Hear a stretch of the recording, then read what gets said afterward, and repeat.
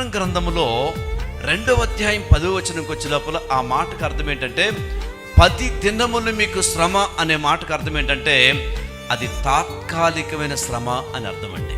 ఈ తాత్కాలికమైన శ్రమలో నీవు శ్రమలో విశ్వాసం ఉంచితే దేవుడు విజయాన్ని ఇస్తాడని యోసేపు వలె తల్లిని కోల్పోయినప్పుడు, అన్నదమ్ములు ద్వేషించినప్పుడు, అనేక సమస్యలు బాధలు పడినప్పుడు, బానిస జీవితాన్ని జీవించినప్పుడు, చెరలో వేయబడినప్పుడు ఒక గొప్ప విశ్వాసం ఏంటి తెలుసా అండి?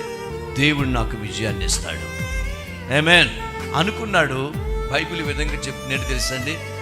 ఆ విజయాన్ని చెరసాల నుంచి బయటకు వచ్చి రావటమే కాదు కానీ ప్రధానమంత్రి స్థాయిలో కూర్చోబెట్టాడు. కానాను దేశాన్ని ఏలుబడి చేసేవాడిగా మార్చబడ్డాడండి. ఆమేన్.